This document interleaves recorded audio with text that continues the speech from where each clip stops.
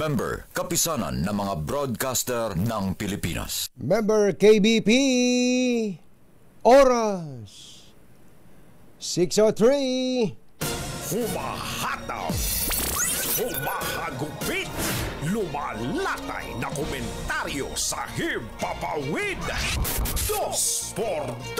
Walang takot sa paghimay sa masalimuot na isyu ng bayan. 2x2. Humahataw na mga balita at impormasyon. 2x2. Ating damhin, ating lasapin ang hagupit na 2x2.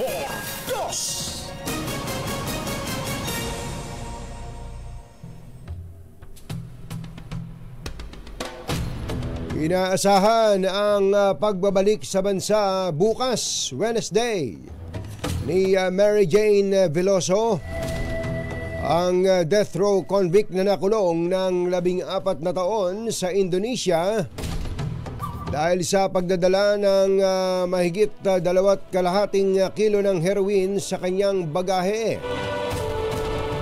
Inilipat na si Veloso sa isang pasilidad sa Jakarta mula sa Yogyakarta noong weekend, habang pinoproseso na ang pagbabalik nito sa Pilipinas.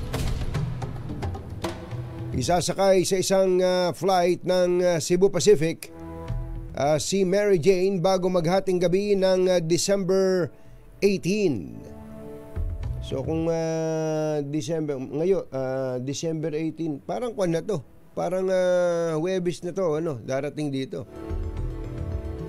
Nagpasalamat naman ang Malacanang sa Indonesian government na ayon kay Executive Secretary Lucas Bersamin ay resulta ng walang patid na pakikipag-usap, konsultasyon at diplomasya sa pamahalaan ng Indonesia. Isyu ng katotohanan. 2x2. Pag maitim ang balak, magtago ka na. 2x2. Si Jerry at si Anthony, narito na. 2x2. Hahataw ng todo, urado ka. 2x2. Ang katotohanan, dala nila. 2x2. Walang sinasamba pali, maniwala ka. 2x2. Hataw ng gusto, tol, umasa ka. 2x2. 2x2.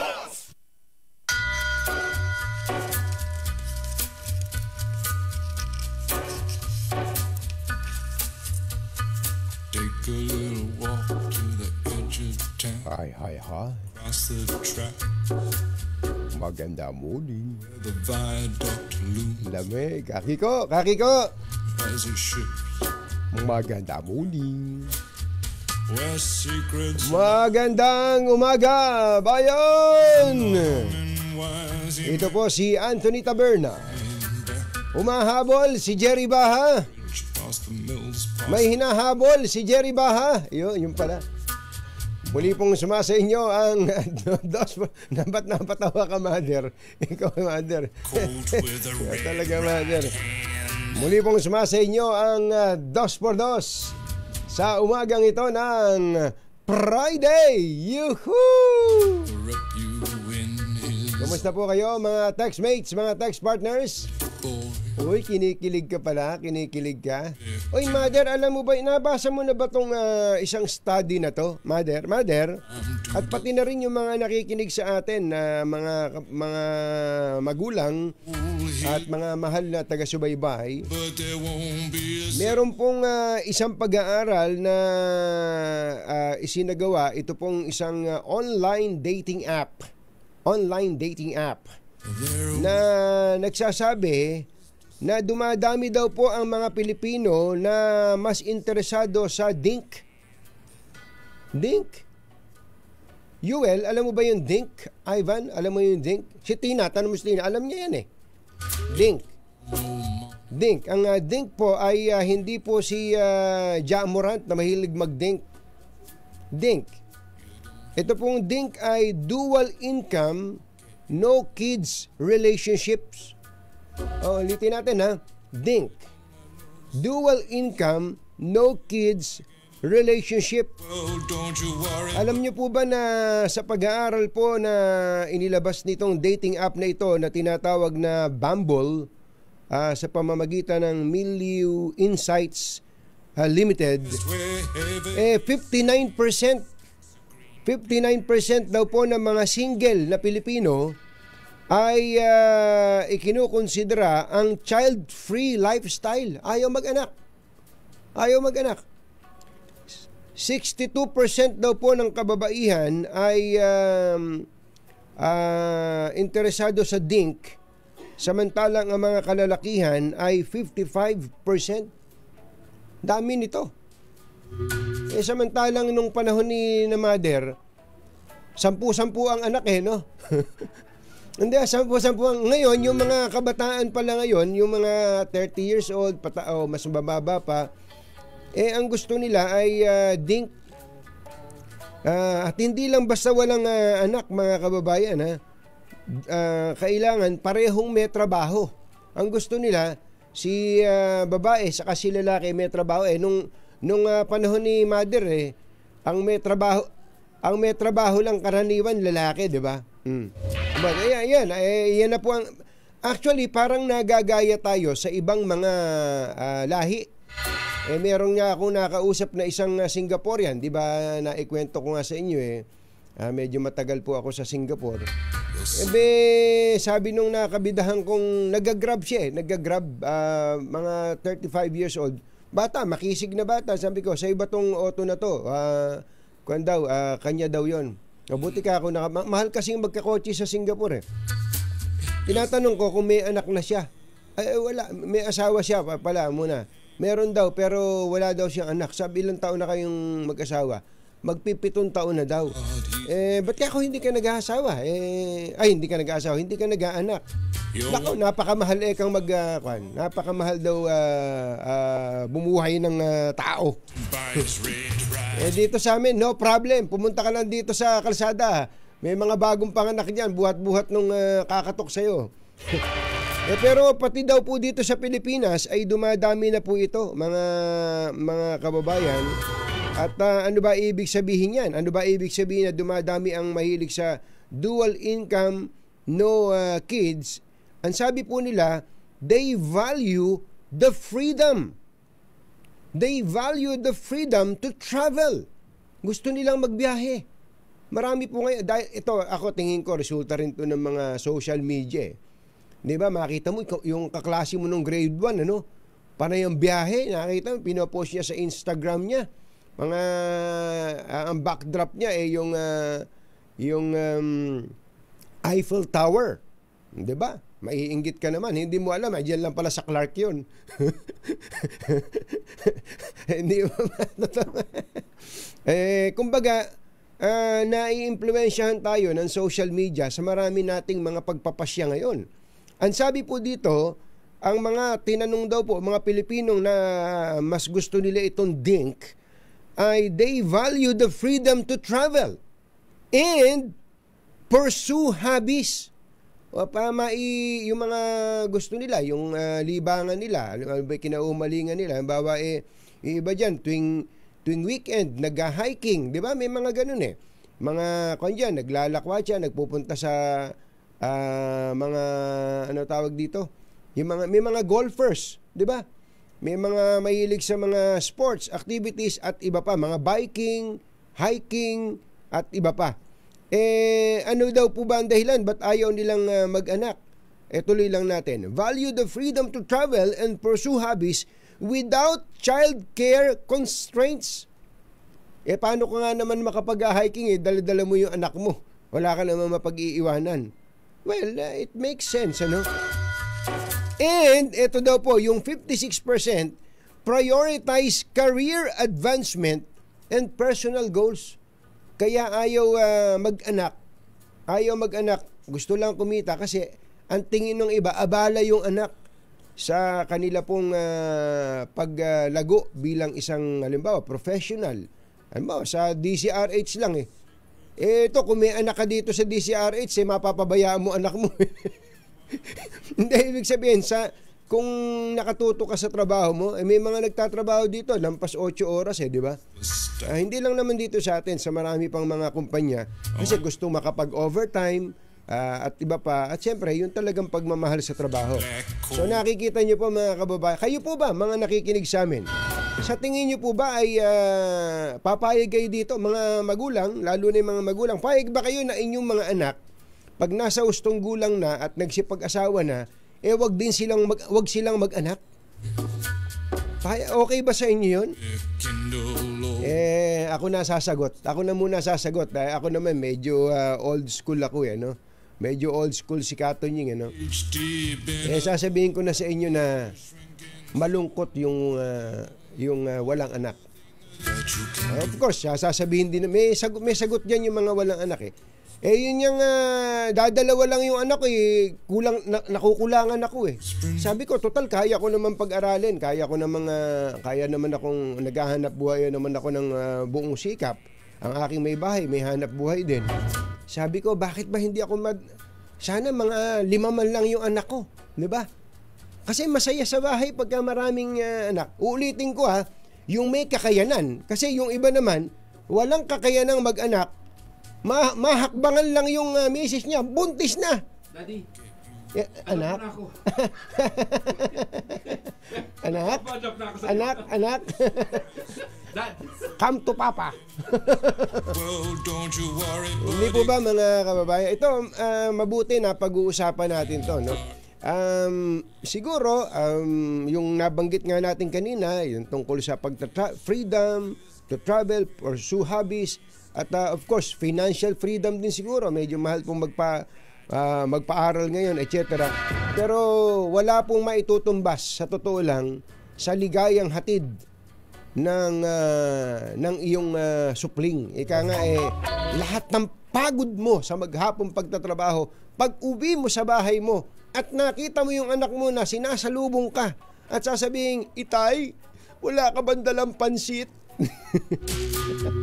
Jerry Bach at Anthony Taberna sa Dos por Dos sa DZRH. Let's Marvin Gaye and get it on. Marami po tayong mga balita na sinusubaybayan at nabanggit na po namin kanina.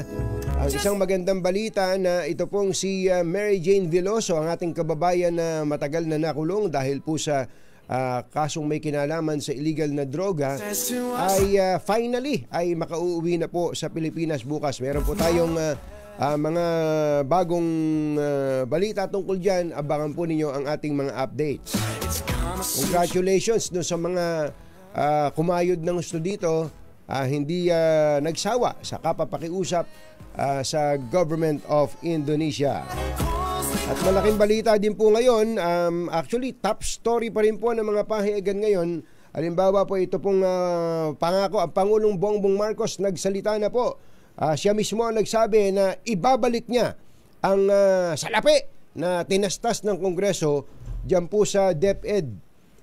Ito po, halimbawa, ang banner story po ng Philippine Star, BBM vows to restore DepEd budget cuts. Yan po ang headline ng pahayagang Philippine Star. Samantala, ang sabi naman po ng Manila Bulletin, Yusek Ateng Abel de Leon, Veloso may be home before Christmas. Hindi na nga bukas na nga Bukas na nga yung pinag-uusapan natin. Di baka makakuha pa ng 13th month pay. si Jane Veloso. At of course, hindi pa rin po nawawala ang usapan na may kinalaman po sa PhilHealth. Mamaya po pag may pagkakataon ating tatalakayin dyan. At may bad news tayo tungkol po sa oil price hike. Doon po sa mga magpapakarga. Well, alas 6 kanina ang pagtataas ng mga oil companies. Wala na tayong magagawa dyan. Kung nagpakarga kayo kahapon, sana nakahabol pa kayo. At syempre mga kababayan, hindi po natin malilimutan ng isang susubukan nating makausap, ang DSWD, tungkol po dito sa kanilang programa. Ito pong Walang Gutom Kitchen. Matagal na po itong pinag-uusapan no? Pag nakakita po kayo ng mga hotel, yung mga hotel na alam may mga banquet, tapos may mga buffet dyan, hindi naman nagagalaw halos yung pagkain. makita nyo kung paano nila tinatapo na lang po yung pagkain na wala namang nakakagalaw. Alam po ninyo, ngayon meron pong pinasimulan na kusina, walang gutom kusina o kitchen, ang DSWD.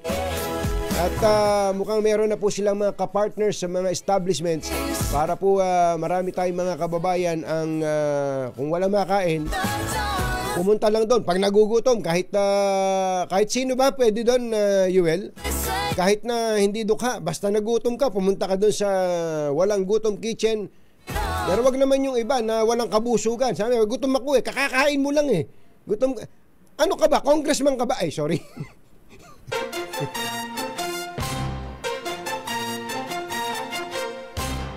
Tonying at Ka-Jerry. Anthony Taberna, Jerry Baha, ang samahang pinatibay na ng panahon. 2 por 2. Oras po natin, Achi, Ahya, Mr. Jalamtang, Lakyam Chap Kauhun, 6:19 ng umaga.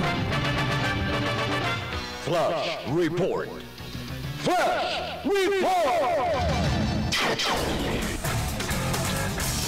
May flash report, may aksidente na sinusubaybayan si RH29 Boy Gonzales sa Maynila. 29, go go go! Anthony, bahagyang nagdulot ito ng mabagal na dalo ng trapiko yung aksidente sa banggaan na pagitan ng isang pampublikong van at isang motorsiklo na minamaneho ng isang jail guard. Ayon sa driver ng van na may plate number UHW593 na minamaneho ni Francis Coramen, biglang umano ang motorsiklo habang naka-go signal at traffic light.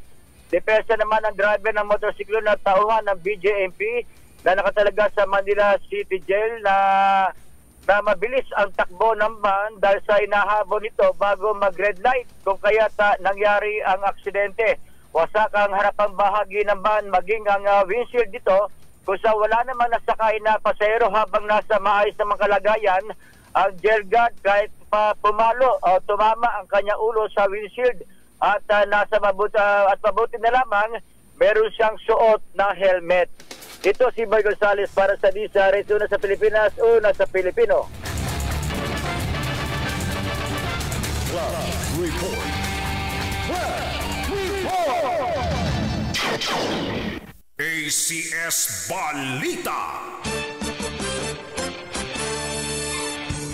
Babasahin na muna natin ang ating headlines ng ACS Balita. 16 pang gamot sa cancer, diabetes at mental illness na dagdag sa exempted sa VAT. OFW remittances tumaas ng 2.7% noong Oktubre. Halos pisong taas presyo sa gasolina at diesel, umarangkada na. Film industry, todo pasasalamat sa suporta ng Marcos administration. Malacanang Kalayaan Grounds binuksan sa publiko para sa Christmas activities. At ROTC Commander nag-suicide matapos mailalim sa hazing sa Iloilo.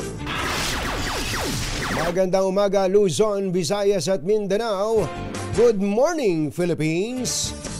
Hello world. Sa pangalan po ni Jerry Baha, ito si Anthony Taberna. At ito ang ACS Balita. detalye ng mga balita sa aming pagbabalik. Oras po natin 6:22 in the morning. Alas 6:24 na ng umaga, nadagdagan pa ang mga gamot na exempted na sa value-added tax. Batay sa Revenue Memorandum Circular na inilabas ng BIR, kabilang po sa exempted sa VAT ang mga gamot sa cancer, diabetes at mental illness. Inilabas ng BIR ang panibagong exemption sa 16 pang gamot matapos ang endorsement mula sa Food and Drug Administration. Matatandaan na noong Enero, inilibre din sa buwis ng BIR ang 21 gamot sa cancer, diabetes at hypertension, habang noong March 20 ay may 20 pang gamot ang nadagdag sa VAT-free. Ayon kay BIR Commissioner Romeo Lumagi Jr., patuloy na susuportahan ng ahensya ang pagsisikap ng pamahalaan na tulungan ang publiko na magkaroon ng akses sa mas mura at abot kayang halaga ng gamot para sa nasabing mga sakit. Umabot sa $3.079 billion ang cash remittances ng mga overseas Filipino workers noong buwan ng Oktubre. Kadami, no? Sa datos ng Bangko Sentral ng Pilipinas, mas mataas ito kumpara sa 3.009 billion noong September at 2.7% na mas mataas sa $2.99 billion na sa parehas na buwan noong 2023. Paliwanag po ng Bangko Sentral ng Pilipinas, karamihan sa cash remittances ay mula sa Estados Unidos, Saudi Arabia, Singapore at United Arab Emirates. Alas 6:25 na ng umaga na imbagabigat kada kayo amin na po. Agreeing kayon, gising na! Umarangkada na ang taas presyo ng gasolina at diesel na umaabot sa 80 centavos kada litro, habang katiting na 10 sentimo per liter sa kerosene. Buti na lang katiting sa kerosene. Ayon sa Department of Energy, ang panibagong pagtaas ay dahil sa bullish outlook sa global primary energy demand. Sinabi ng S&P Global Commodity Insights na ang energy demand ay tumaas ng halos 9 na milyong bariles ng langis kada araw sa taong ito at inaasahan tataas pa na higit sa 8 milyong bariles kada araw sa 2025. Alas 6:26 na ng umaga, maayong aga mga pinalangga, bugtaw na kamo, gising na! Inuri ng mga filmmakers ang administrasyon ni Pangulong Bongbong Marcos sa pagtulong sa industriya ng pelikula sa ginanap na konsyerto sa palasyo para sa pelikulang Pilipino. Kinilala ng konsyerto ang napakahalagang kontribusyon ng industriya sa sining at kultura ng bansa. Sinabi ni Direk Jose Javier Reyes, chairperson ng Film Development Council of the Philippines, na lubos na pinahahalagahan ng industriya ng pelikula ang pagsisikap ni na Pangulong Marcos at First Lady Liza Araneta Marcos na makabangon ang movie industry sa pamamagitan ng ika-5 yugto ng konsyerto sa Malacanang. Sinabi ni Direk Reyes na sobrang na-appreciate nila ang first couple na hindi lang nangako ng tulong at talagang tumulong sila. Bagay na nakakapanibago at nakakapag-boost daw ng moral ng mga kasamahan niya sa industriya. The Philippine film industry greatly appreciates this event because I think it proves once and for all that this is one administration that does not just merely give lip service. It's not merely a set of promises. It's not merely reaching out to the Philippine film industry when there is something needed from the people of the industry. Here we see a deliberate and concentrated and concerted effort of the administration to really help the film industry, which is in dire need of the support of the government. Sa lahat ng mga kapwa ko Pilipino, inaanyayahan ko kayo na panoorin ang 10 pelikula ng Metro Manila Film Festival. Naiiba ang taong ito, sapagkat ito ang ika-50 anibersaryo ng MMFF. At sa dahilang ito, hindi lamang yung laki ng mga stars, kundi yung kalidad ng mga pelikula na ipinagsama-sama para maging makahulugan at higit sa lahat, magkaroon ng kinabukasan ang pelikulang Pilipino, dala ng 10 pelikulang ito. From the bottom of my heart and in behalf of the Film Development Council of the Philippines, maraming salamat po. Ala ko magpo-programa na si Direk. Si Direk Jose Javier Reyes. Pinuksan ng Malacanang ang pintuan nito para sa Misa de Gallo o Simbang Gabi. Ayon sa Presidential Communications Office, bukas sa publiko ang Palace Ground para sa Simbang Gabi mula alas 4 ng madaling araw hanggang alas 5 ng umaga mula December 16 hanggang 24. Bukod dito, sinabi ng PCO na maaaring mamasyal ang publiko at masilayan ng Christmas displays habang ini-enjoy ng mga bata ang libreng carnival rides, libreng kakanin, hot chocolate at iba pa mula alas 6 hanggang alas 11 ng gabi ng December 16 hanggang 23. Sinabi pa ni Pangulong Bongbong Marcos na nais niyang ma-enjoy ng bawat Filipino ang Pasko sa kabila ng sunod-sunod na bagyo na tumama sa bansa. Sa ibang balita, sumisigaw ng hustisya ang pamilya ng isang ROTC official sa Pasig City, Iloilo matapos itong magpakamatay bunsod ng depresyon na kanyang dinaranas matapos sumailalim sa hazing. Kinilala ang biktima na si JP Mombay, third-year criminology student at corps commander sa ROTC sa Pasig City College. Batay sa report, isinagawa ang hazing ng mga miyembro ng ROTC bago niya makuha ang kanyang posisyon. Panawagan ng pamilya Momba sa gobyerno huwag nang isulong pa ang pagbabalik ng ROTC upang hindi na maulit ang nangyari kay JP. Susunod! Aba, meron palang isang tumatakbong congressman dyan sa Bulacan. Ang sabi ng COMELEC, hoy, hindi ka pwedeng tumakbo, panggulo ka. Magulo ka. Sino kaya itong magulo na to? At kumustahin natin ang paboritong pasyalan ni Mother, ang Siargao. Mother, natatandaan po ba yung pagdadive mo dun sa Siargao? Nung yung picture mo na dyan na naka-two-piece ka? Kailan ba yun? Matindi tong Siargao. Siargao. Marami ka bang nasa lubong na foreigners doon? Wala pa nun. Ang tagal na nun. Yan at iba pa sa pagbabalik ng ACS Balita. 6:31.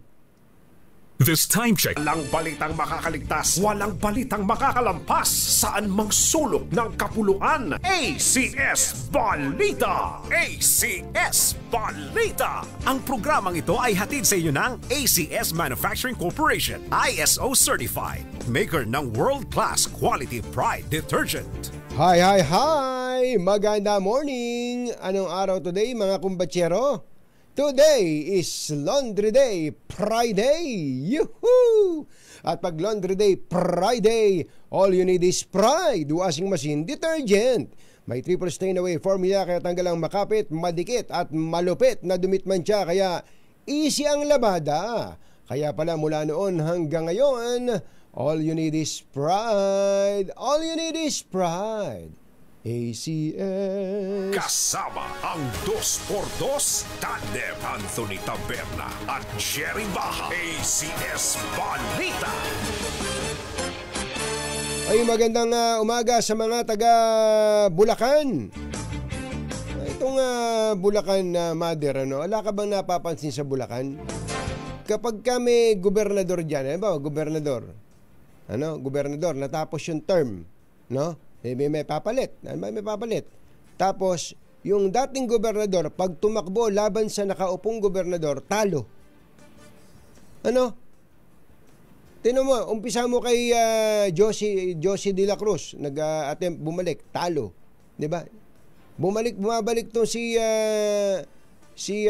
Alvarado, talo, 'di ba? Parang ayaw nila ng pag tapos ka na, sabi siguro ng mga Bulakenyo, tapos na. Pero ito ngayon, may matindi pala, meron palang taga Bulacan na hindi naman pala taga Bulacan. Ito pala taga Negros to. Taga Negros to. Hindi pala Ilonggo. Ito pala ay Cebuano to. Taga Negros. Ay magandang umaga, Kuyang Romel de la Cruz at ating Jennifer de la Cruz ng RCC Amazing Touch. Naglabas po ng desisyon ng Commission on Elections laban sa isang tumatakbong kongresista sa ika-6 na distrito ng Bulacan dahil sa issue ng residency. Dineklara po ng 2nd Division ng COMELEC na nuisance candidate o panggulo. Itong si Jad Racal. At tuluyan itong dinisqualify bilang kandidatong kongresista sa ika-6 na distrito ng Bulacan sa darating na eleksyon. Sa resolusyon ng COMELEC and Bank, ibinasura nito ang motion for reconsideration ni Racal na kumukwestiyon sa naunang desisyon ng 2nd Division dahil sa kawalan ng merito. Nag-ugat ang desisyon ng COMELEC sa disqualification case na isinampa ni incumbent Congressman Salvador Ador Pleito, si Tata Ador. Matapos na lumitaw na si Racal ay taga Negros Oriental. What?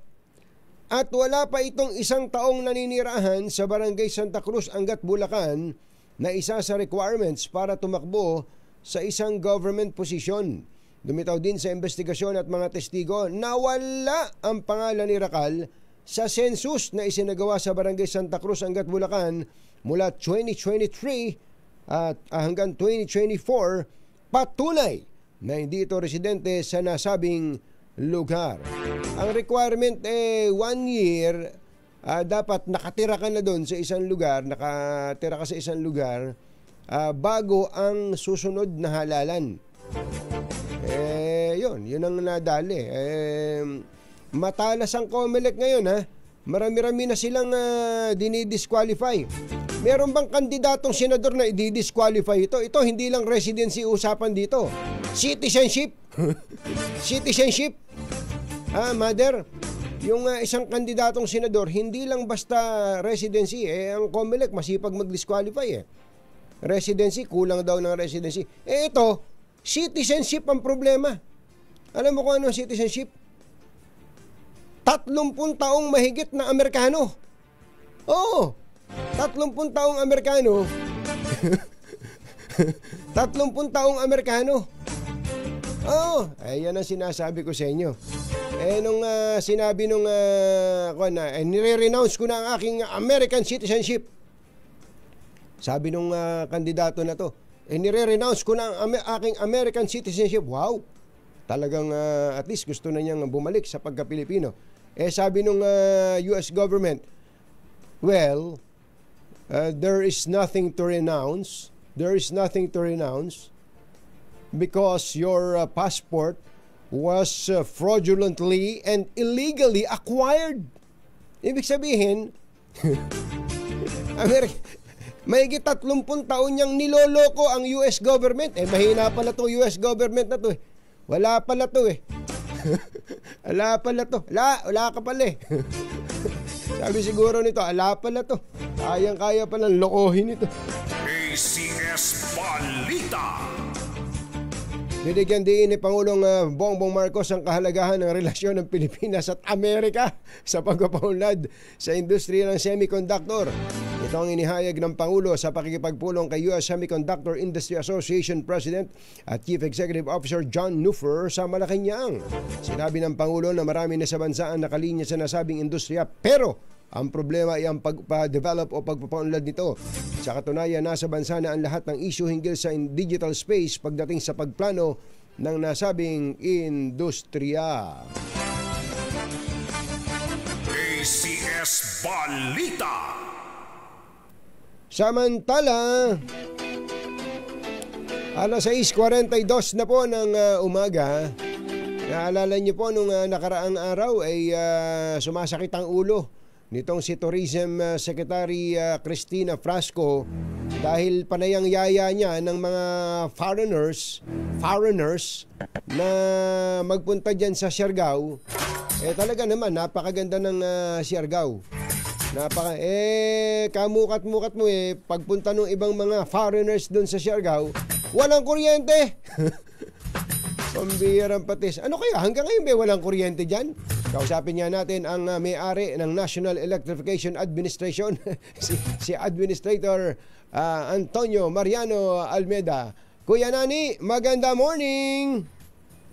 Good morning, Anthony. Good Opo. morning sa lahat ng pikinig. Opo, hanggang ngayon po ba walang kuryente dyan sa Siargao? Anthony, tawa ng Diyos, nung Sabado ng mga alas 3 ng hapon ay naibalik na namin ang kuryente sa buong island ng Siargao. Sabado, 6 p.m. Naku, salamat naman. Gaano po katagal nawala ng kuryente dyan bago yung Sabado? Nag-umpisa yung fault, Anthony, noong December 1. Nagkaroon ng fault ang submarine cable. Kaya't nawalan ng kuryente ang buong island ng Siargao. Kaya't ang Siarelco at ang DEA ay nagtulong-tulong para maibalik ang kuryente. Inumpisahan muna namin, Anthony, na habang ginagawa yung submarine cable, ay nagdala kami ng mga modular gensets, no? Para maibigay yung 16 megawatt na peak demand ng buong island. However, no Sabado, nagdatingan ng mga modular gensets. Alam mo, medyo malalaking equipment ito. It's time para maidala sa Siargao. At sa magandang pangyayari, Noong araw ng Sabado ay napaandar na rin ang submarine cable. Kaya sa mga bandang midday, alas 8 ng umaga, nung yung submarine cable, and we were able to energize the whole island noong mga mid-afternoon, mga 2:30, 3 o'clock ng hapon. Ayun, di finally pala may liwanag na ang buhay ng mga taga-Siargao at mga bisita nito. Opo. Na-establish po ba, Administrator, na-establish po ba kung ano ang talagang naging rason at pumilipit yung submarine cable na yan? Alam mo, Anthony, ayon sa investigasyon na habang ginagawa, medyo yung alam mo itong submarine cable na to 1992 pa ito nung naikabit Opo. So medyo yung anchoring sa ocean bed medyo pumiglas ng konti, pumapalo sa mga coral sa lakas ng current, no? So na divers at saka yung mga nagre-repair sa lakas ng current sa ilalim, about 48 meters deep to Ngayon pumapalo sa mga coral sa ilalim na sugatan na balatan rin cable, kaya doon nagkaroon ng problema. Pero bibilib ka din doon sa mga tao ninyo na nagkumpuni niyan, ano? Oo, nagtulong-tulong lahat at papasalamat ako sa local government ng Surigao, kay kay Governor Lyndon Barbers at saka kay Congressman Bingo Matugas. Talaga nagtulong-tulong kami para maiayos yung submarine cable sa lalong madaling panahon. Considering ilang metro ho kanyo ang lalim? 48 meters.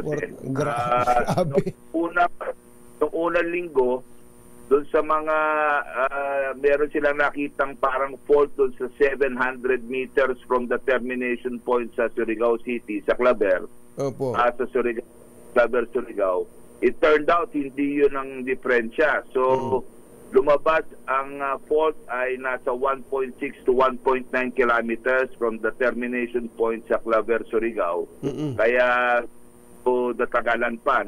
It took us another week para maiangat submarine cable, iputulin yung kung saan ang diferensya at pa-splice para madugtungan.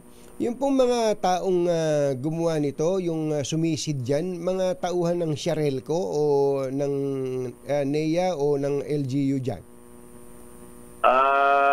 May mga contractor na talagang nagre-repair ng submarine cable na siya rin nag-repair nung way back 2010, nung nagka-problema way back 2010 itong submarine cable na to. Opo. At siyempre, tulong-tulong, may mga divers from Siarelco. Ako, napakaraming divers ang ginamit dito at barge para submarine cable. So nung bumalik po yung kuryente, hindi ba nagka-problema naman? Nasanay na siguro walang kuryente yung mga 2 linggo Halos 2 linggo. Wala bang naging diferensya nung bumalik na ang supply ng kuryente? Medyo nagkakatarantahan ng mga panahon na yon at nabanggit mo nga si Secretary Frasco ay abot ang monitor sa amin dahil magugulot ka, Anthony, dahil 3 beses ako nagbalik-balik sa Siargao. Walang tigil ang dating ng turista. Kahit walang kuryente, tuloy-tuloy ang turista, no? Magugulat kahit walang, yung mga malalaking hotel naman, Anthony, meron silang mga generator na sarili. Pero hindi naman makapagbibigay ng kuryente ng 24 hours. No? Tama. So, napakaraming turista pa rin. Peak season ng Siargao ngayon, kaya talagang ginawa namin ng paraan. Ngayon naman, meron na siyang redundancy. Wag naman sana na ang problemang ito, kung sakasakali man magkakaroon ng problema, meron namang redundancy na tinatawag, Anthony. Ayun, na gensets na makapag-provide ng electricity sa buong island ng Siargao. May nabalitaan kami, nagputukan daw yung mga transformers nung bumalik yung supply? Oo, Anthony, kasi noon na mga bandang alas 9 ng umaga, tinesting yung submarine cable. However, may mga gensets na nakahook up sa distribution line. Hindi na hindi na-sanitize muna, kaya medyo may mga pumutok na transformer. But immediately, ang ginawa ng Serelco ay pinanit yung mga transformer na pumutok at pinalitan at dilinis sa mga generator na nakakabit. Opo. Last na lang, baka naman yung mga kababayan natin dun nag-aalala ngayon na walang kami ng kuryente. Baka pagbalik nito, tumaas naman ang bayarin sa kuryente. Ano bang magiging sitwasyon diyan, admin? Hindi naman. Yung kanilang rate na binabayaran ng araw ay pareho pa rin dahil nanggagaling ang kuryente ng dala ng submarine cable. So walang pagbabago. Ang kinakatakot namin nga kung hindi magagawa yung submarine cable, medyo tataas dahil sa diesel genset ang magpo-provide. Pero sa awa ng Diyos, hindi naman naging gano'n ang pangyayari at napaanda submarine cable. So wala hong mababago. Kung ano ang binabayaran nila, ganun pa rin ang babayaran. Ganun pa rin. Kahit nagumastos pa yung Serelco dyan sa submarine cable, walang ipapataw, walang pass-on sa consumers. Wala, Anthony. Ayos. Administrator Nani Almeda ng NEA, maraming salamat po. Salamat sa sipag nyo. At least, hindi ba kayo nakapag-diving dyan sa Siargao? Total naman, 3 beses pala kayong bumalik-balik dyan. Naghati kami, Anthony, Congressman Dagook. Siya ang nasa laot, sama sa barge at minomonitor yung repair ng submarine cable. Ako naman ay nagmo-monitor ng shipment ng mga modular genset sa island. Walang oras para mag-dive. Thank you so much. Magandang umaga po, admin, at happy holidays. Thank you. Good morning. Good morning. Si Administrator Antonio Mariano Almeda ng NEA. ACS Balita. Nagatid sa kabuuan ng ating ACS Balita sa pangalan po ni Jerry Baha. Ito si Anthony Taberna. Balitang makatotohanan, balitang maaasahan. ACS Balita. Ang programang ito ay hatid sa inyo ng ACS Manufacturing Corporation, ISO certified, maker ng world-class quality pride detergent. Number 1. Mang tao lang ang takot sa dalawang to. Kaya kung maitim ang balak, magtago ka na. Anthony Taberna, Jerry Baha. 2 por 2. 2 por 2. Hoy, magandang umaga pala kay Engineer JC Ancheta. Engineer JC Ancheta, happy birthday sa iyo, Engineer. Wala ba tayong libreng semento dyan? Sa bakal. Ayan, may you have more birthdays to come. Para maiba naman, ano? May you have more birthdays to come. Yun. At magandang umaga rin kay Kuyang Ariel Villanueva. Kuya Ariel, at saka kay Ate Michelle dyan sa Commonwealth na nakatutok sa atin. 24 oras. Ayan, magandang morning. May sisibakin? Sino ba naman yan? Napakainit naman ang ulo nito si Secretary. Sino ang sisibakin? Ni Secretary Francisco Tiu Laurel. Anong kaniyang kasalanan? RH5 Val Gonzales. Come in, Val. Anthony, 2 high-ranking officials ng Department of Agriculture ang nanganganib na masibak sa pwesto. Hindi kontento. Ito'y dahil hindi kontento si Agriculture Secretary Francisco Tiu Laurel Jr. sa naging performance ng 2 sa matataas na opisyalis ng ahensya ngayong 2024. Sa isang event na dinaluhan ng kalihim, tahasang sinabi ni Secretary Laurel na hindi nagampanan ng 2 hindi pa pinangalan ng opisyal ang kanilang tungkulin. Pero paglilinaw ng kalihim, sa kabuuan ay naging maayos naman ang trabaho ng mga kawanit, iba pang mga opisyalis ng DA maliban sa 2 opisyal na ito. Bukod sa ayaw pangalanan ng kalihim kung sino, ay ayaw rin itong sabihin kung anong pwesto at kung anong sektor o opisinang hawak ng 2. Aniya, bigong makamit ng mga itong tamang pagtugon sa kanilang dapat ay trabaho. Pataas niya ang kanyang expectation dahil nasanay siya sa pribadong sektor Ayon pa kay Laurel, kinausap na niyang dalawang opisyal at binibigyan niya ito ng 6 na buwan para ipakita kung kaya ng mga itong kanilang trabaho. Narito pakinggan natin si Agriculture Secretary Francisco Chu Laurel. My expectations are quite high. So they fell short? Fell short. Hindi naman yung totally negligible sa task din at... Hindi, ayaw ko lang nangyayari sa dalawang lusay. Ako pa yung kailangan tumutok para matapos. Mula sa Quezon City. Wala bang clue? Ayaw magbigay ng clue. May kinalaman ba to sa rice importation? wala ring binanggit pero ang dami kasing mga undersecretaries at ang dami ring mga attached agencies ang Department of Agriculture. Napakalaki ng DA Val. Sobra. Kaya ang totoo nun, yan ang isa sa pinakamahirap sigurado i-manage dahil sa dami ng attached agencies dyan, ano? Oo, correct.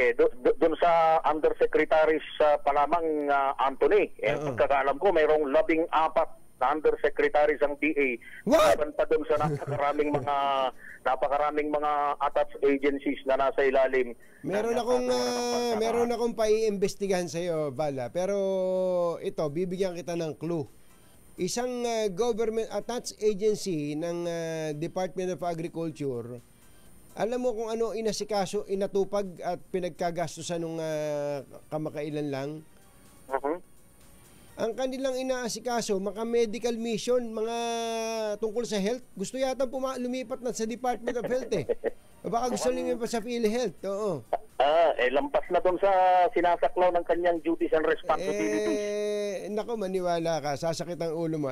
I-message kita minsan para malaman mo. Talagang kaya naiintindihan ko si Secretary Francisco Chu Laurel eh. Tagaling sa pribado yan, ayaw niya ng mabagal at ayaw din niya ng korap. Dismayado. Alam mo ba, may binabanggit pa siya, Anthony. Meron daw siyang isang napasok na opisina ng isang mataas na opisyal. Sabihin na natin dating mataas, hindi naman na sa ngayon. Dating mataas na opisyal ng DA nung kauupo niya.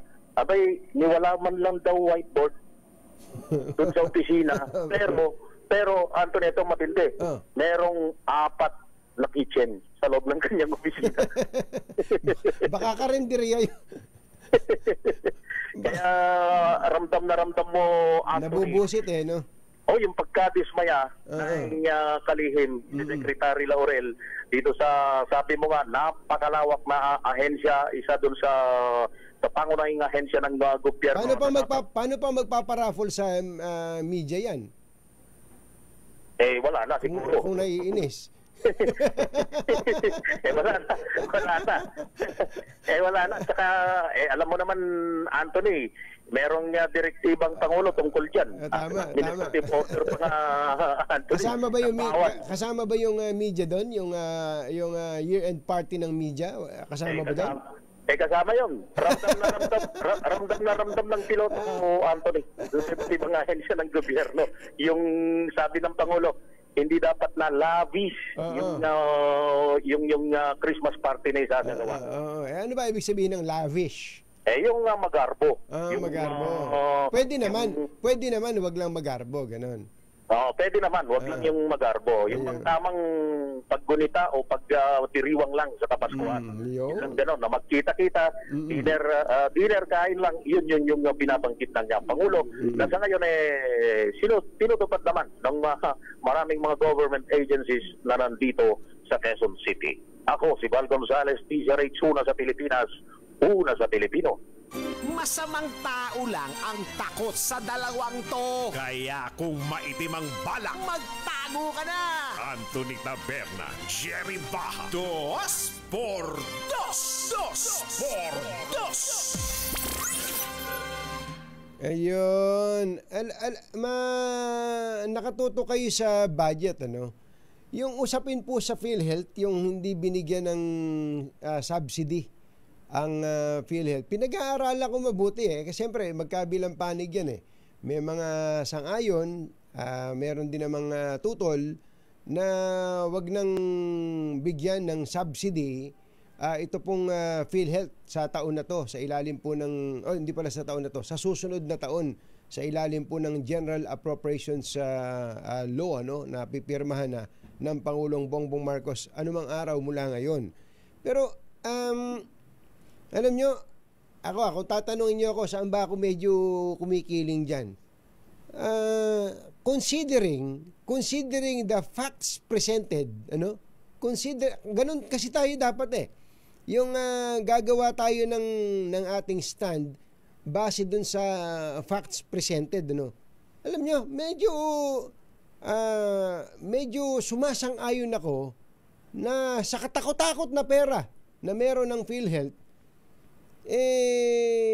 parang kumikiling ako na wag silang bigyan ng pera dahil hindi naman nila ginagamit, wag na silang bigyan ng dagdag na pera kasi tuloy-tuloy naman ang agos ng pera sa kanila, papunta sa kanila dahil nagbabayad nga tayo ng premium. Yung sinasabi ng iba na baka maapektuhan yung mga benepisyo ng mga members at ng mga iba pang mga dapat ay beneficiaries ng PhilHealth dahil wala na itong 74.4 billion na subsidy. Hindi totoo 'yon. Hindi totoo 'yon. Huwag kayong maniwala doon kasi medyo ganun po nila ini-spin Kapag ka daw po hindi binigyan ng additional subsidy ang PhilHealth, ay maapektuhan ang serbisyo at iba pang mga health packages ng ating mga kababayan mula sa PhilHealth. Gusto nyo, kausapin natin yung taga PhilHealth mismo magsalita ka nga, sir, andyan ka ba? Yuel, andyan ba si sir? Andyan ba yung presidente mismo ng PhilHealth? Andyan ba siya? Sige nga, kung andyan siya, panoorin nga natin. Kayo na magsabi, maapektuhan ba ang benepisyo ng mga PhilHealth members kung hindi kayo bibigyan ng pera? Wala na ba kayong maibibigay na benepisyo sa amin? Higi nga, sumagot nga kayo. Sir, sumagot ka.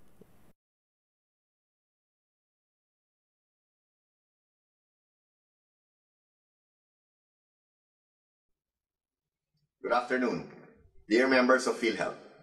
In relation to the Bicameral Conference Committee's recent decision not to provide PhilHealth with government subsidy for calendar year 2025, allow me to assure everyone that PhilHealth will continue to pay for the health benefits of all Filipinos, with or without government subsidy. It is our goal to finance the best care and benefits available. The decision of the Bicameral Conference Committee reflects its wisdom. The BICAM understands PhilHealth's capacity to continue managing the National Health Insurance Program given its surplus funds. Our financial position is strong and sufficient to sustain our operations, with a total of 281 billion in reserves and 150 billion pesos in surplus funds as of October 2024. On the other hand, our investment portfolio as of November 2024 already reached 489 billion pesos. We shall do better to provide reasons for the provision of government subsidies, which are vital to ensuring long-term improvements. We are deeply aware of the impact healthcare costs have on Filipino families, and we remain dedicated to enhancing our benefit packages and reducing out-of-pocket expenses so that every patient feels the security of their health insurance. Rest assured, all PhilHealth benefits will continue to be paid and will even improve. PhilHealth stands with every Filipino in our shared goal of achieving universal health coverage and a healthcare system that you can always trust and rely on. Together, we will overcome these challenges and continue to strengthen our commitment to your health and well-being. So, siya po si President and CEO Ledesma ng PhilHealth. So, ang daming pera. Narinig niyo ba yung pera? Merong reserve, may surplus, merong pang negosyo, yung pang invest. Katakot-takot na pera ang PhilHealth. Yun po yung pinag-uusapan natin. Ngayon, kung saan po dinala yung 74.4 billion na yun, doon naman tayo mag-aaway. Yung ba binigay sa pet projects ng mga congressman at ng mga senador, doon tayo mag-aaway. Pero doon sa PhilHealth, kung ito ba'y dapat bigyan ng dagdag na pondo o hindi, tapos na ang usapan doon. Para sa akin, opinion ko yun. Pwede namang iba opinion ninyo. Dun sa DepEd, iba din opinion ko doon. Oo. Yun, specific yun eh. Bibili ng computer yun eh, ng laptop eh, digitalization yun eh. Pinangako na ng presidente yun mismo eh, sa SONA niya eh. Pinangako na niya. Ibang usapan yun. Mamaya, pag-uusapan natin yan. Mamayang alas 9 ng gabi.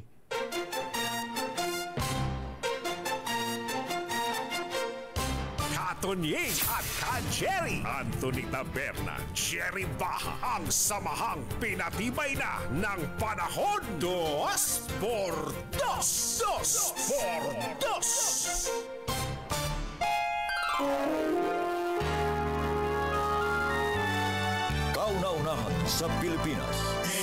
NBC Manila Broadcasting Company. DZRH, member, kapisanan ng mga broadcaster ng Pilipinas. Member KBP, oras, Kapopoy. Ay, Kuyang Jerry Espidillon, chill ka lang ha. Ako na magagalit para sa iyo. Ako na magagalit para sa iyo. Engineer Tony Nanggel, 7:12 ng umaga. Balitang bagong-bago. Balitang dapat alam mo. Balitang magdadagdag ng talino. Dahil bagong impormasyon, makibalita. Unang-una sa DZRH.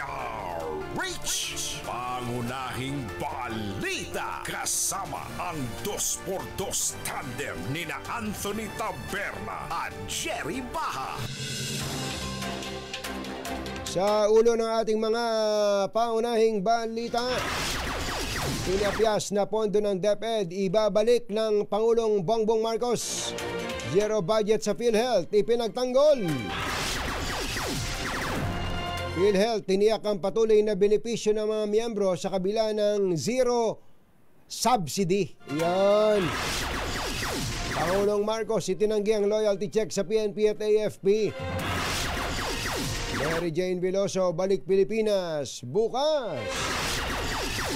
PNP hindi magdedeklara ng ceasefire sa mga rebeldeng NPA ngayong holiday season. Buntis na guro na hindi kasal, hindi maaaring suspindihin ayon sa Supreme Court. Magandang umaga Luzon, Visayas at Mindanao. Good morning Philippines. Hello world! Sa pangalan po ni Jerry Baha, ito si Anthony Taberna. At ito ang Pangunahing balita. doon sa mga naghahanap ng pera dyan. Merong namimigay ng pera dyan sa Barangay Sukat, Muntinlupa City. Ayun po ang Barangay Sukat, Muntinlupa. Meron po naghahanap ng mabibigyan ng pera dyan. Ang pangalan po ay si Erwin Alfaro. Magandang umaga kay Ombudsman Uncle Sam Samuel Martires at kay Overall Deputy Ombudsman June Balmeo. Sandali po lamang, oras po natin 7:15 ng umaga. This time check is brought to you by ACS Balita. Mga nangunguna at mga bagong balita sa DZRH. Pangunahing balita. Alas 7:20 na ng umaga, tiniyak ng Pangulong Bongbong Marcos na ibabalik ang 10 bilyong pisong tinapyas sa budget ng Department of Education. Ayon sa Pangulo, hahanapan na yan ng paraan para mapondohan ang DepEd, partikular ang nawalang 10 billion pesos na gagamitin sa computerization program ng ahensya. Paliwanag pa ni Marcos, patuloy pa rin ang paghimay sa inaprubahan ng BICAM na pambansang budget sa 2025 bago niya ito lagdaan bago magpasko. So we are returning to those and all of those elements that are worrisome are something that we're making sure that hindi disadvantage. Samantala, hindi maapektuhan ng serbisyo ng PhilHealth kahit binigyan ito ng zero subsidy sa 2025. Ito ang tiniyak ng Pangulong Marcos dahil meron itong sapat na pondo. Paliwanag ng Pangulo, maraming reserbang pondo ang PhilHealth na abot pa sa 500 bilyong piso na hindi naman nagagamit kaya wala siya nakikitang mali sa desisyon ng Kongreso na huwag bigyan ng subsidy ang PhilHealth. The reason that we do not want to subsidize it is because it is the subsidy will lang doon sa bank account ng PhilHealth, hindi magagamit. Marami tayong paggagamitan noon. So that's a simple explanation there. Is that they have sufficient funds to carry on. Ang tinig ng Pangulong Bongbong Marcos. Tiniyak ng PhilHealth na patuloy nitong babayaran ng healthcare benefits ng lahat ng mga Pilipino at may pondo ang ahensya para rito. Sa kabila ito ng hindi pagbibigay ng subsidiya ng Kongreso sa PhilHealth. Paliwanag ni PhilHealth President and CEO Emmanuel Ledesma, gagawin ito ng tanggapan ang kanilang responsibilidad at dadagdagan pa ang benepisyo ng mga PhilHealth members. Allow me to assure everyone that PhilHealth will continue to pay for the health benefits of all Filipinos, with or without government subsidy. It is our goal to finance the best care and benefits available. The decision of the Bicameral Conference Committee reflects its wisdom. The BICAM understands PhilHealth's capacity to continue managing the National Health Insurance Program given its surplus funds. Ang tinig po ni PhilHealth President and CEO Emmanuel Ledesma. Ako mananawagan lang, Mother, mananawagan lang ako sa mga taga PhilHealth. Sa dami ng pera ng PhilHealth, nagko-commercial pa ang PhilHealth kung saan mga radio stations, TV stations, makikita mo sa social media, ang daming ginagasta ng PhilHealth. Limpak-limpak na salapi ang ginagasta ng PhilHealth para dito sa mga advertisement na to. Limpak-limpak na salapi, napakaraming pera, maniwala kayo ang ginagasta. Baka nga pwede sabihin nila sa atin kung magkano ginagasta. Teleprompter lang hindi kayo makabili. Tingnan nyo yung mata ng presidente nung PhilHealth president. Inayos nyo man lang sana yung nagbigay ng statement, camera, andyan yung camera, nilagyan nyo man lang sana ng maayos-ayos na teleprompter yung tao. Kitang-kita mo yung mata, gumagalaw kung saan nagpupunta eh. Halatang-halatang may binabasa yung mama eh. Katakot-takot ang pera ninyo. Bumili naman kayo ng teleprompter. Anak ng baka kayo. Pinapahiya nyo ang inyong presidente and CEO. Hindi ba? Hindi ba? Tingnan nyo yung mata. Tingnan nyo yung mata. Tingnan nyo yung mata. Punta sa kaliwa. Punta sa baba. Punta sa kanan. Punta sa kaliwa. Hindi ba? Katakot-takot ang pera ninyo. Kung kanino nyo ginagasta ang pera. Teleprompter lang, ulitin ko. Bumili naman kayo. Anak ng bakang dalaga. Para tuloy, alam nyo ba ang dating nito sa akin? Yung statement ni President and CEO Emmanuel Ledesma, para tuloy may nakatutok na 45 sa kanya. Para bagang dinidiktahan lang ang dating. Walang sincerity. Parang napilitan ka lang, parang may tumawag lang sa'yo, hoy, magbigay ng statement, ha? Parang ganun lang, sir. Ayan, mga taga-public affairs ng PhilHealth, ha? Bumili kayong prompter. Kung wala kayong mabibili, nag-aahente po kami dito ng teleprompter. Ang hirap pati, so natatawa na lang tayo dito. 7:25 ng umaga. Ang subsidy daw po ng gobyerno na hindi binigay sa PhilHealth ay inilipat. And dito na, sa pagpapatayo ng mga ospital ng gobyerno, specialty center at mga programa para matulungan ang mga mahihirap na pasyente. Ito ang ginawang paglilinaw ni Assistant Majority Leader at Tingog Party List Representative Jude Asidre kaugnay ng naging desisyon ng Senado at Kamara na alisin ng 74 billion pesos na pondo ng gobyerno para sa PhilHealth. Ayon kay Asidre, hindi naman mapupunta sa wala ang inalis na subsidiya dahil sa halip ay makatutulong ito sa pagpapaganda ng serbisyong medikal sa bansa.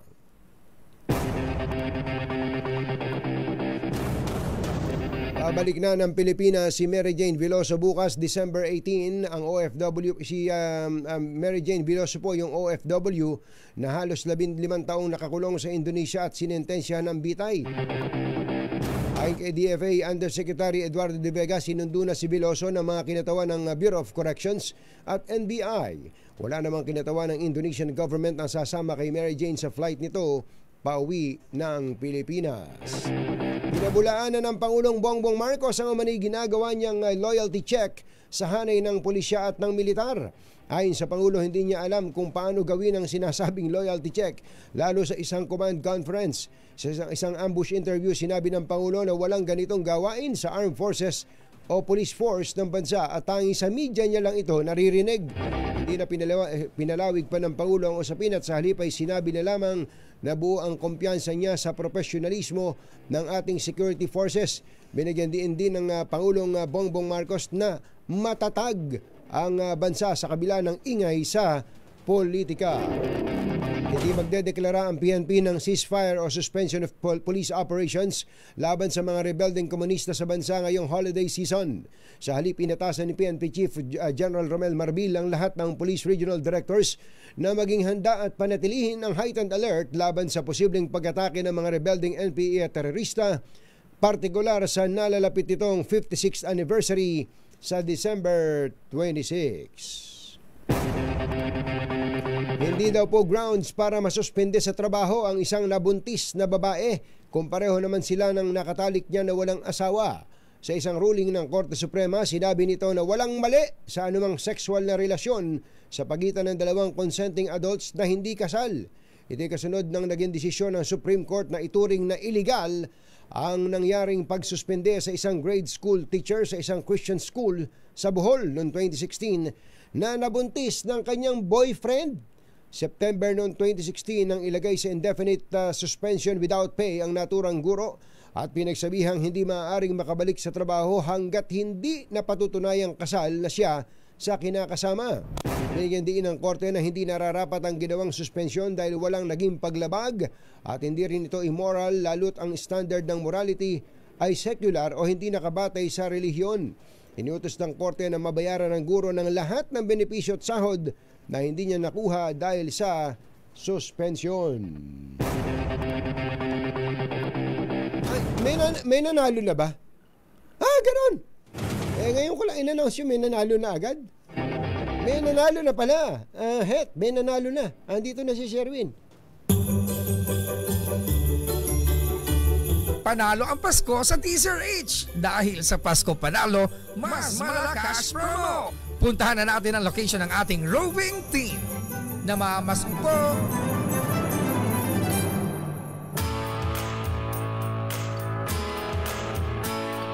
Sa Sukat Parañaque, naroon si Sukat Parañaque, Sukat Muntinlupa. Oo nga bakit ba ang dulas ng pagkakasabi ko ng Parañaque? May sukat din sa Parañaque, Sherwin, di ba? Sherwin!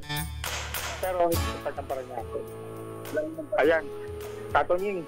Magandang umaga. Ay, andiyan ka na pala. Hindi ko rin alam na may sukat dito sa Muntinlupa. Oo. Sukat akalain mo. Sukat akalain mo. Sukat ng Parañaque. Hindi lang pala exclusive sa Parañaque. Tama. May Sukat Muntinlupa rin. Barangay Sukat Muntinlupa na tabing lawa ito ng Laguna de Bay. At natsyempohan natin na nakira-tune in sa radyo. Yan, ang daming radyo niyan, may maliit, may malaki. So si tatay pangalan Elorde Aquino. Tatay Elorde, palagi kayo nakatune in sa DZRH pag umaga. Opo. Sino paborito ang announcer pa pag umaga? Jerry Baha at saka si Katunying. Katunying ka, Jerry. Meron kang 1,000 pesos.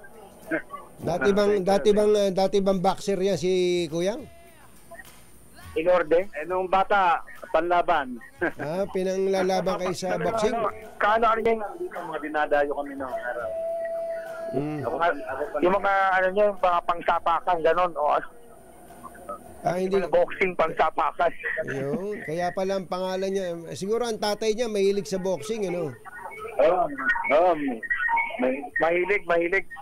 At dahil paborito ng tatay mo, sino boxing yan? Gabriel Elorde. Gabriel Flash Elorde.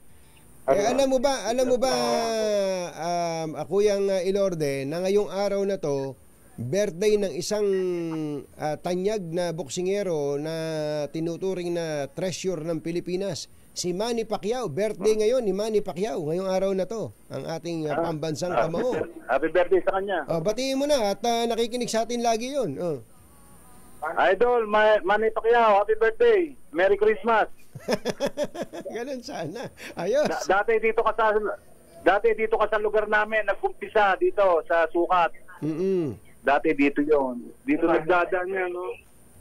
Oo, dito yan. Dati, hindi pa sikat yan. Ano po? Nagbuntis ako, kasabay ko yan, naglalakad siya, nagbuwalking siya, nag-jogging niya. Pero wala namang siya ugnayan sa pagbubuntis sa nanay. Wala po, nag-jogging lang naman. Nakakapaglag sa jogging ni nanay. Si nanay ang asawa ni tatay. Si Aquino, Mrs. Pe Aquino. Mrs. Pe Aquino, yan na tatay Elorde Aquino. Bagong kay Manny Pacquiao, nakalimutan na kaming taga-Sukat. Nakalimutan niya, dito siya nag-umpisa Sukat. Hindi ka naman siguro nalimutan. Baka hindi ka. Singero ni Dante Almario. Oo. Nagsisimula pa lang daw si Manny Pacquiao kay Almario, Dante Almario. Dito nadaan, no? Sa pinaka-iskinitang to para papunta doon sa pambahay nila sa dulo. Don Juan. Sa Don Juan. So narinig parang karaniwan sa inyo nga. Kaya meron siyang ganito rito, dahil nadaanan pala to ni Manny Pacquiao. Meron dito yung suntukan. So ano panawagan nyo kay Manny? Manny Pacquiao, nakalimot ka na dito sa Sukat. Dito ka nagsimula. Nakalimutan mo kami. Nasumbat. Sa totoo lang. Binoto ko yan dahil alam ko walang kurakot yan. Mayaman na yan Iboboto mo ba uli? Iboboto ko yan. Dadalawa yung pangunahin sa balota ko. Si Tulpo tsaka yan. Dalawa. Alam kong mga nag-aabono yan. Hindi nangungurakot, nag-aabono. Ganun ba? Paano mo naman alaman? Aba, yun ang paniwala ko. Yun ang paniwala nyo. Okay. Ayos. Dahil si Pacquiao, matagal na yan, mapera na yan, dahil naging champion nga, yan ang nagbibigay, nag-aabono. Alam ko, dahil may PhilHealth kayo, kaya alam nyo. Yun lang ang paniwala ko. Sana hindi ako nagkamali. Tama. Kanya-kanya tayo ng paniniwala. Bigyan mo na. Pambihira.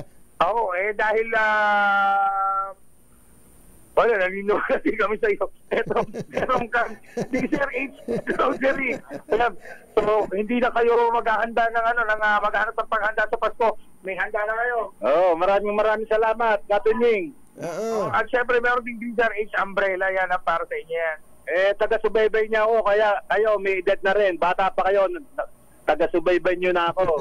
Ngayon, nakikita ko na sa television, medyo nakakaedad na rin kayo. Tama. Pumuputi. Matadagdagan to, para ito matadagdagan. Pumuputi na nga yung buhok. Sayang. Tsaka niniwala ko sa Nueva Ecija, sinusubaybayan ko tungkol sa mga bigas, ganyan. Maraming salamat, Mr. Elorde. Thank you. Maraming salamat din ako. Maganda. Sa mga nakis manalo ng 1,000 pesos, laging tumutong sa Teaser H. Baka kayo nang susunod na, ano po? Tsaka baka pwede ako manawagan ng konti. Katunying. Sige pa. May nawawala ba? Hindi, kapraso lang ako. Sige po. Nananawagan ako sa mahal na Pangulo natin. Bigyan na ho yung SS dahil kaming matatanda na. Pambili na ng gamot, maawa na. SS? Pension, pension? Oo, yung 1,000 lang, pambili ng maintenance.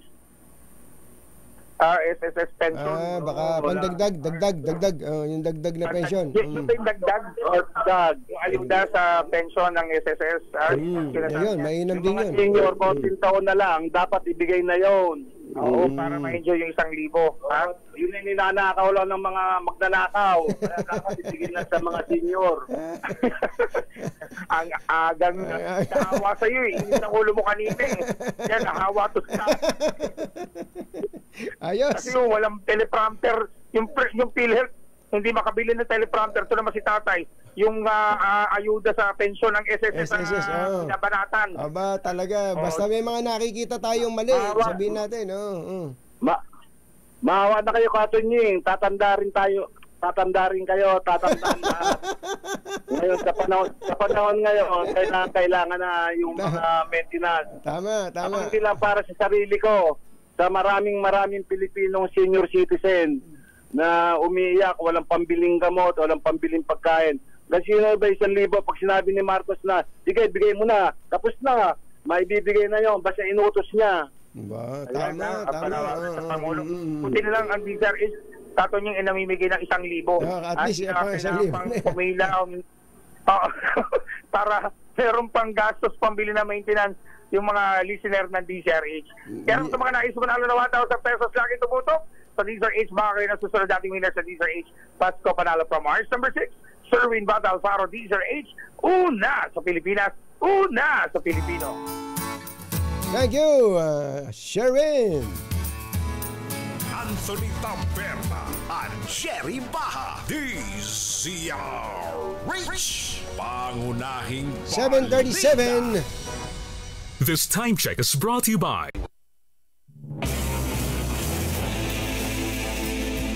7:45 na umaga. Nandito na sila. Pasadahan po natin ang salimbayan ng mga balita mula sa ating mga RH reporters. Unahin natin si RH52 Edniel Parosa.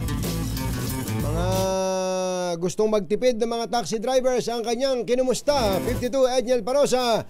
Come in, Edniel. Tunying, 4 na sunod na linggo nang nagtataas ang presyo ng gasolina, kasabay ng dapat sana'y mataas na demand sa public transport ngayong holidays. Kaya ang mga taxi driver natin, dati hataw to sa pag-ikot pag i-pick up ng mga pasahero pag magpapasko, nagtataga na lamang umanong pumila para makatipid sa gasolina. Kausap natin itong mga nakaparada rito sa isang mall sa EDSA Mandaluyong. Binalikan natin yung mga nakausap natin noong nakarang linggo. Malaki na raw ang 500 piso na kita, kaiba sa nagdaang mga selebrasyon ng Pasko. Gayon din, dahil nagmahal din naman ng krudo, yung mga katabi nilang UV Express riders or drivers, yaay naman hanggang Rizal, hindi rin daw ramdam ang Christmas season kahit marami sanang pasahero ay nagpupunta sa mall kung saan sila nakaterminal. Pakinggan natin sila. Sobrang ang taas ng gasolina. Kaya kahit mo, recharge ka kami sa pila-pila ganito, hindi kami tumatakbo ng kasi malakas ang gas pag takbo wala kang pasahero. Depende nga yung pag tumataas ang gasolina, diesel, buhasan yung kita namin. Kahit may pasahero. Oo. Parehas, Anthony, 80 centimos ang increase sa diesel at gasolina ngayong araw na ito ng Martes. Ito si Edniel Parosa, nagulat para sa DZRH. Una sa Pilipinas, una sa Pilipino. Maraming salamat sa iyo, Edniel Parosa. Punta naman natin si RH15, Giselle Regafort. Come in, Giselle! Katunying, umapi na naman yung ilang jeepney driver kay Pangulong Bongbong Marcos na tugunan yung pagtaas ng presyo ng mga produktong petrolyo. Pero malamig naman sila sa panawagan ng ilang kasamahan na magtaas ng pamasahe dahil mababaling wala lamang umano ito kung wala namang puknatang oil price hike. Kahit po kasi magmahal ang pasahe, natatalo naman sila sa malaking taas presyo at halos hindi maramdamang rollback. Ilang jeepney drivers sa Makati City ang nag-alternate na ng biyahe dahil sa latay ng mahal na petrolyo sa pag-asang madaragdagan ang kita nila sa isang araw. Bukod dito, idinadaing din ng mga tsuperang malalang trapiko sa Talagang Maynila at ang naglipa ng ride-hailing app na mas tinatangkilik ngayon ng mga mananakaya. Pakinggan natin yung bahagi ng ilan nating panayam. Mas maganda pa naman. Magbaba, basta baba din, diesel. Talo tayo Pagtaas pa masahe, ubus din Ay, nakakauwi naman kasi yung biyahe namin nagsabi, hindi naman araw-araw. Bakit? Bakit po? Hindi kung araw-arawin namin, hindi kami kikita, marami kami mga biyahe. Ito si Giselle Ricaport para sa DZRH, una sa Pilipinas, una sa Pilipino. Thank you, Giselle! Oy, Kuya Arnold, the balita, magandang morning. Gusto ba si Ate Nancy Makapinlak? Ay baka kailangan nyo nang magpalit ng bubong ng inyong bahay buti na lang may bubong na maaasahan. Gawa sa state-of-the-art technology, may aluminum na, may pintura pa. Now available na rin sa pre-painted tile span para sa eleganting bubong na matibay na makulay pa. Mag Cherry Loom, pre-painted ka na, Kuya Boy Imperio. Kuya Boy Imperio. Kuya Obet Imperio, Kuya Boy Fabian, maganda morning. Sandali po lamang. Number 1. Dos por dos. Dos por dos. Ay, magandang umaga kay Kuyang Julius Imperio. Kuya Julius, maganda morning. Napanood nyo siguro yung pong paglulunsad nung Walang Gutom Kitchen. Ano ba itong Walang Gutom Kitchen na to? Kausapin niya natin si DSWD Secretary Rex Gatchalian. Secretary, maganda morning. Si Katunying po ito. Magandang umaga, Katunying. Magandang umaga rin sa lahat ng nanonood at nakikinig sa inyong programa. Thank you for having me. Opo. Ito pong binuksan ninyong Walang Gutom Kitchen ay dito sa Pasay, no? Tama, Katunying. Dating Pogo Center yan. Dating Pogo Hub na nakonfiska ng gobyerno. Pinagamit sa atin ng Executive Secretary natin. So, ni-renovate natin siya para maging Walang Gutom Kitchen na isang food bank. Ibig sabihin, di ba, nakikita naman natin sa mga hotel, sa mga restaurant, sa mga fast food, minsan ang daming pagkain na itinatapon lang. Ito yung mga pagkain hindi na konsumo talaga, yung sobra. So, alam nyo, Katuning, years ago, meron talaga tayong batas na dapat itong mga pagkain na to nilalagay sa food bank para ipamahagi naman sa mga kababayan natin na nagugutom. So, sinakatuparan lang natin yan. May batas na po nito? Apparently, Katuning, mga 20 years ago, meron ng batas na panukala nito. Dapat na operationalize, pero siguro dahil sa walang pasilidad, walang mekanismo, hindi na operationalize. Pero kasi recently alam naman natin na lumalala ang problema ng kagutuman, kaya nga ito hindi man natin masusolusyonan lahat, pero makakatulong tayo. Yung isa o dalawa na masolusyonan natin, isa at dalawang buhay pa rin yun na natulungan. Actually po, nakikita rin naman natin yan I'm sure nakikita rin ng mga ibang nanonood at nakikinig sa atin. Sa hotel talaga, napakaraming nasasayang, especially sa hotel. Tama, Katuwing, kaya nga kausap namin yung Hotel Federation of the Philippines bago to nilunsad. At sila nga ang nagsabi na kaya nila i-marshal yung kanilang mga membro na yun sa mga buffet, yung mga sobra, hindi ito yung nagalaw o Katuning, kundi ito yung hindi lang talaga nakain na at all. Kasi kahapon may mga nagtatanong, ito ba raw yung pagpag? Hindi ito yung pagpag na tinatawag natin. Kung hindi, ito yung talagang wastage, sobrang surplus. Sobrang pagkain sa hotel, minsan sa mga buffet restaurants, at ibibigay na lang sa amin sa food bank para araw-araw mula alas 6 ng umaga hanggang may supply pa kami, walk in yung mga kababayan natin na mga nagugutom. Minsan yung mga nakatira sa lansangan, minsan yung mga talagang pamilya na nahihirapan para lang makahanap ng kakainin. Yung po kasing, hindi, buti kinlaro nyo yan So yun yung hindi pa nagagalaw, hindi yung naisilbi na, meron kasi naisilbi na, may ginalaw lang ng konti nung guest. Tapo na yun Hindi po yun. Surplus talaga. Surplus, okay. Pinag-usapan namin yan kasi yung mga hotel rin mismo, hindi sila papayag na yung nagalaw na ang iserve. At ayaw rin natin yon. Pero sila mismo, takot sila sa liability nun. Sinabi nga nila na hindi yun ang kanilang standard. Ang kanila, yung talagang sumobra talaga sa mga buffet, di ba? Normally sa hotel, sa coffee shop yan, may 24 hours na buffet. Malakihang buffet yan Yun yung sinasabi nila na minsan na overproject, hindi naman na benta lahat. So, ibibigay na lang nila sa atin. So, sino pang pwedeng mag-participate yan aside from hotel owners po? Well, kausap natin yung mga restaurants, yung Resto PH naman. So, kausap natin yung mga federasyon yung Hotel Federation, Resto PH. Tapos yung mga fast food, alam niyo yung mga fast food, wala man silang ganong karaming surplus. Malaki yung budget nila for community service. Etong buwan nga na to, ang sponsor natin ay Jollibee at McDonald's. Kaya natin kahapon yung mga bossing ng Jollibee at McDonald's doon sa service. Sila muna, sabi nila, sila naman mag-organize ng mga fast food nila para maibigay rin sa amin yung budget na nakikita nyo, binibigay nila sa iba't ibang mga activity. Tapos Katuning, hindi lang yan yung tinitignan namin, yung inaaya rin namin yung mga organisasyon if you wanna donate service. Di ba? Tumulong kayo mag-serve ng pagkain.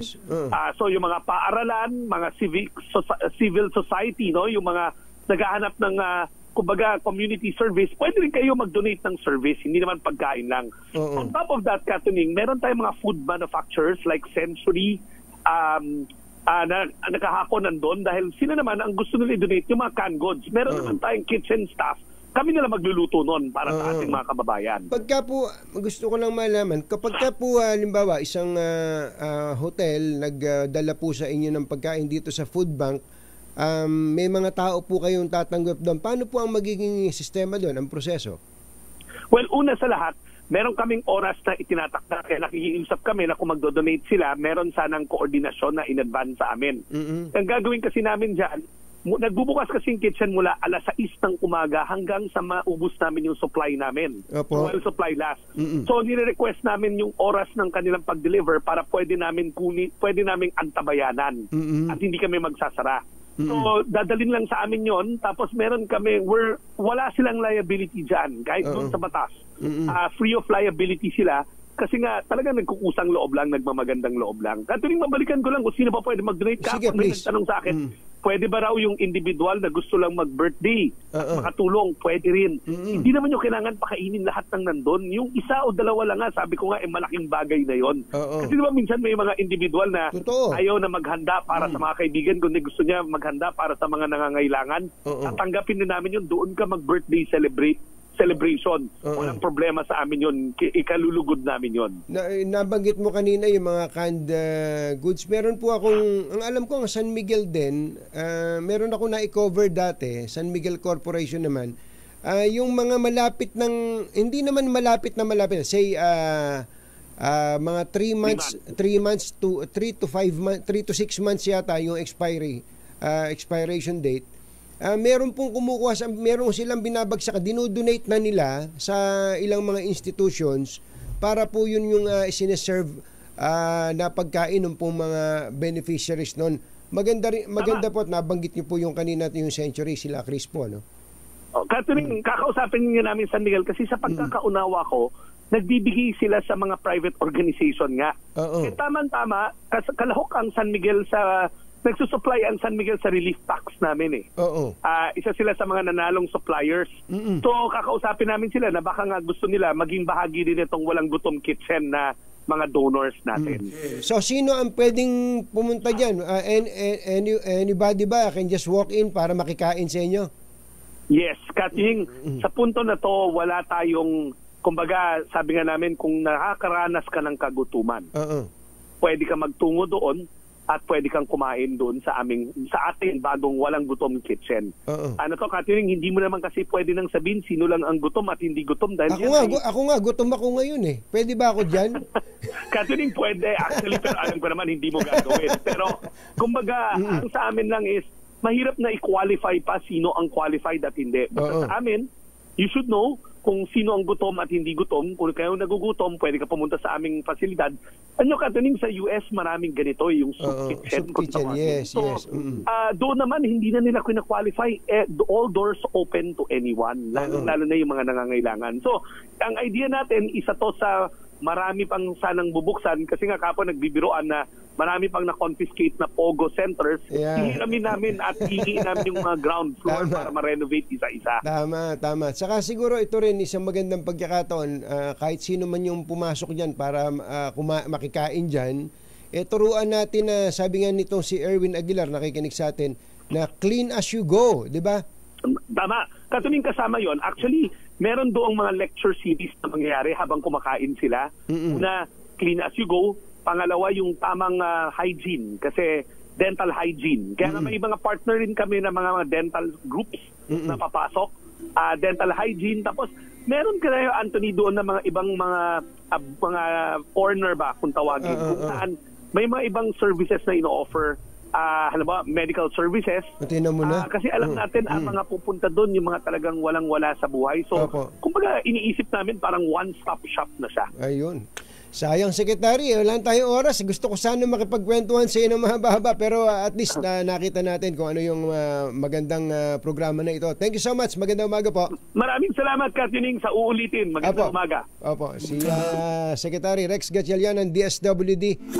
Tama ka din doon, Ate Twinkle. Maraming mga staff ng restaurants, staff ng mga hotels, sila mismo hindi nakakakain nung isinisilbi nila. Mga dishwashers, mga kitchen assistants, at iba pa. Sila din sana ay maging beneficiary nito. O paano? Bye! Happy weekend! Woohoo! Damdaming bayan! Susunod na! In the brightness of day, I like the dark and I think to myself. Ang balitang ito ay hatid sa inyo ng